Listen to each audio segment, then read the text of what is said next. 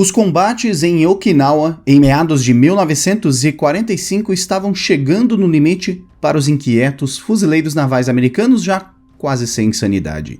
Cerca de 2 meses de batalha sob lama, chuva, sangue e barragens ininterruptas de artilharia japonesa e ataques de morteiro estavam cobrando o seu preço sobre os chamados pescoços de couro. O soldado da marinha Eugene Sled, de 20 anos, observou os soldados japoneses lançarem ataques kamikazes contínuos com espadas desembainhadas quando foram encurralados, e tinham a consciência de que não havia mais saída. Sled também testemunhou como seus colegas fuzileiros navais se transformaram em feras que passaram a recorrer às mesmas táticas terríveis empregadas pelos militares japoneses. À medida que o esforço dos fuzileiros crescia para a conquista da ilha, pareciam também estar perdendo um pouco de sua humanidade. Mesmo assim, a luta tinha que continuar. O resultado da guerra dependia disso.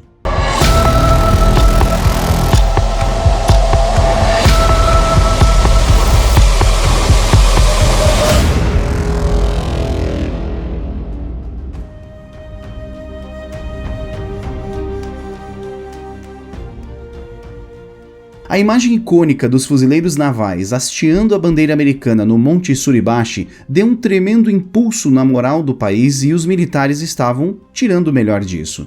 Quando os fuzileiros americanos finalmente capturaram a ilha de Iwo Jima em 16 de março de 1945, o almirante Raymond Spruance, o 5º comandante da frota, já estava a caminho das ilhas Ryukyus, a sudoeste das principais ilhas japonesas. O objetivo de Spruance não foi uma tarefa fácil. Ele deveria reunir a maior força de assalto anfíbio da guerra para capturar a ilha de Okinawa e remover o último obstáculo entre as forças aliadas e o Japão continental. A desastrosa campanha de ilha em ilha no Teatro do Pacífico estava chegando ao fim de uma vez por todas, e Spruance teve que reunir todo o poder naval que poderia conseguir. Esperava-se que a resistência japonesa, tanto marítima quanto terrestre, fosse implacável, e Spruance precisava recrutar mais de 350 mil militares, além dos mais de 1.600 navios. A captura de Okinawa recebeu o codinome de Operação Iceberg.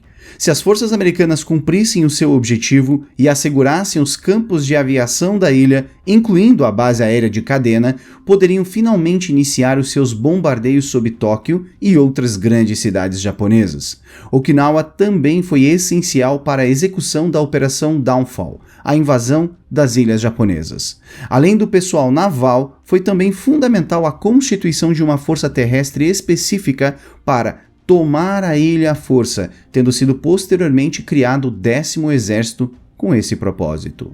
Eles eram uma força cruzada, composta pelas 7ª, 27ª, 77ª e 96ª Divisões de Exército e comandada pelo Tenente-General Simon Bolivar Buckner. Enquanto isso, a 1ª, a 2ª e a 6ª Divisão da Marinha Americana eram lideradas pelo Major-General Roy Geiger. No final das contas, mais de 180 mil homens compunham o 10º Exército, que também tinha sua própria força aérea, composta por um comando conjunto do Exército e da Marinha. O 32º Exército do Tenente-General Mitsuru Ushima, com mais de 100 mil homens, foi enviado contra a Força Terrestre Americana. No entanto, o Exército Imperial Japonês era agora apenas uma sombra do seu passado, tal como a Marinha. Os soldados japoneses sabiam que a guerra estava perdida e que seu moral não estava tão elevado como antes. Apenas 67 mil homens eram militares de fato, cerca de 9 mil faziam parte da Marinha Imperial e o restante dos 40 mil eram milicianos de retaguarda conhecidos como Boetai. Esses homens foram recrutados por pessoas locais de Ryukyuan que tinham pouco ou nenhum treinamento além de armamento, e a maioria estava interessada apenas em lutar por seus entes queridos, familiares e pelas pequenas cidades. Os japoneses deram um passo além e forçaram mais de 1.800 meninos com idades entre 14 e 18 anos a se voluntariarem para o combate. A propaganda fez a população acreditar que os americanos eram cruéis e que perseguiam homens, mulheres, crianças e idosos sem remorso. Este medo mobilizou milhares de civis que não tinham outra forma de se defender e nem de enfrentar as constantes execuções causadas pelo exército imperial. Hiroshima e seus oficiais sabiam que a guerra estava praticamente perdida, mas seu principal objetivo era fazer os americanos sofrerem por cada centímetro de terra que haviam tomado. Sua nova tática foi baseada no atrito e exigia infligir o máximo de dano possível a fim de drenar os preciosos recursos do inimigo. Seguindo as profundas táticas de defesa empregadas em Peleliu e Iwo Jima, os homens do 32º Exército de Hiroshima não lutariam contra os americanos nas praias. Em vez disso, recuariam para uma vasta rede de túneis e cavernas para se protegerem da artilharia naval e dos bombardeios, assim deixando o inimigo se aproximar antes de realizarem os contra-ataques. O Império Japonês também utilizaria de mais de uma técnica perigosa e suicida, o uso em massa de kamikazes. A 58ª Força-Tarefa da Marinha Americana chegou a Okinawa em 23 de março de 1945 e imediatamente começou a bombardear a ilha com a intenção de suavizar as defesas japonesas para que os próximos desembarques pudessem acontecer. Sendo composta por destroyers, porta-aviões e outros navios, decidiu-se então juntar a 57ª Força-Tarefa Britânica para atacar as posições inimigas. Entre 24 e 31 de março daquele ano, Okinawa foi alvo da artilharia naval aliada e dos bombardeios de aeronaves americanas.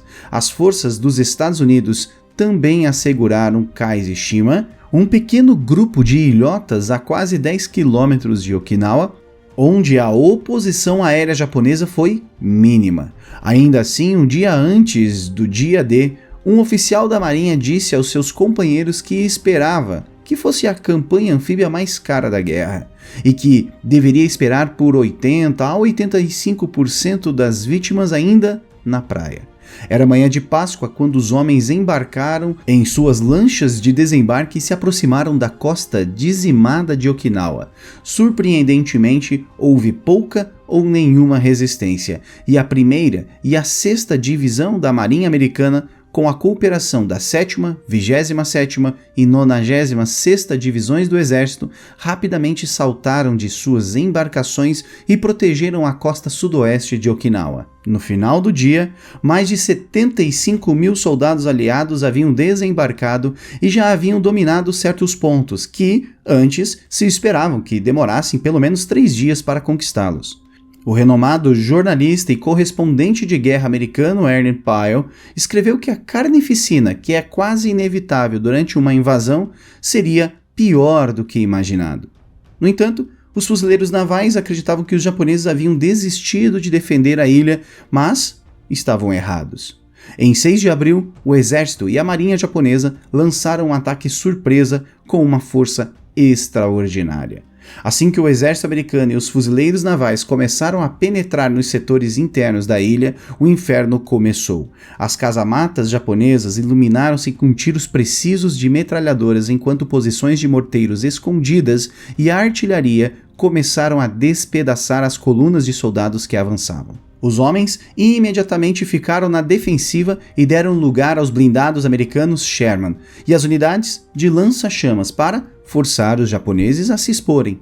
Enquanto isso, o apoio aéreo passou por dificuldades quando a Marinha Imperial executou um ataque avassalador aos céus, que agora estava repleto de ruídos de motores de mais de 400 caças japoneses que decolaram de Kyushu e foram direto para os navios americanos. Em vez de assumirem uma formação comum a caças-bombardeios contra os convésios dos porta-aviões e destroyers da Marinha Americana, os aviões japoneses atacaram em forma de kamikaze e fizeram o sacrifício final, mergulhando diretamente em direção aos navios de guerra. Entre 6 de abril e a 1ª semana de junho, os desesperados japoneses lançariam os chamados Kikusuis, ataques em grande escala para dizimar os navios americanos e britânicos. Ao todo, foram 10 ataques destes.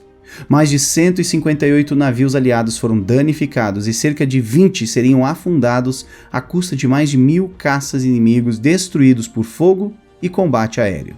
O vice-almirante Charles Brown resumiria o medo que os marinheiros sentiam ao observar os kamikazes em ação. Ele afirmou que havia um certo fascínio hipnótico pela visão tão estranha à filosofia ocidental.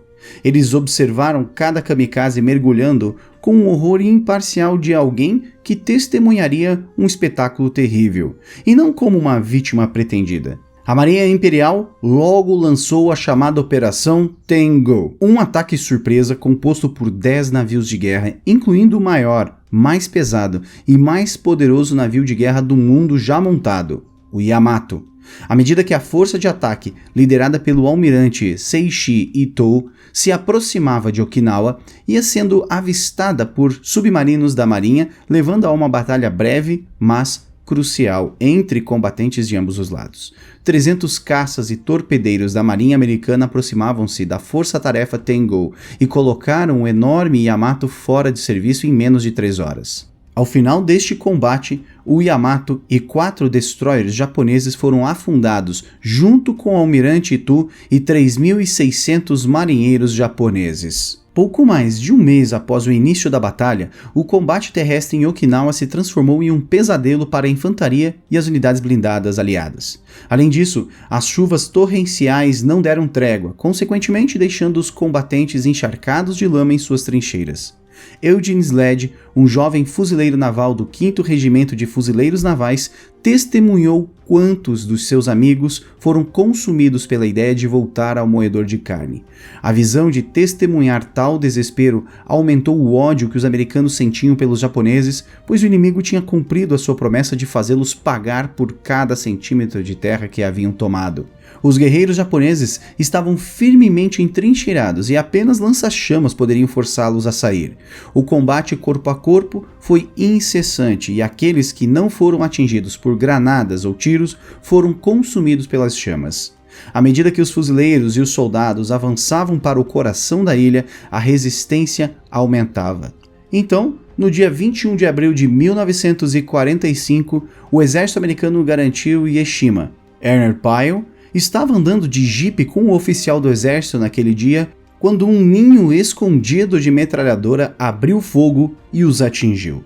Esta perda afetou fortemente o moral de todos, mas os homens continuaram avançando.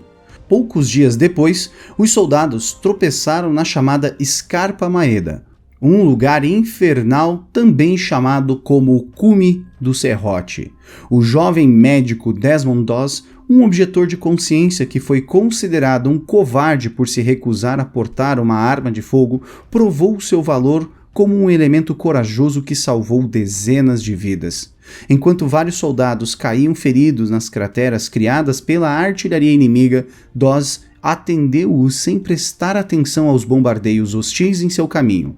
Um após o outro, o objetor de consciência levou seus irmãos de armas para um local seguro e mais tarde receberia a medalha de honra por seu compromisso em salvar o maior número de vidas possíveis. Em maio de 1945, a maior parte da ilha estava sob controle das forças americanas, que resistiram a várias ofensivas japonesas. Os contra-ataques fracassados forçaram os homens de Hiroshima a recuarem para além da linha Shuri, uma posição defensiva de 13 quilômetros que se estendia do leste até a costa oeste de Okinawa. Combates ferozes também ocorreram perto da pequena elevação onde ficava o antigo e belo Castelo de Shuri, local onde a artilharia japonesa encontrou presas fáceis, que atacavam a posição japonesa em um terreno elevado de baixo para cima.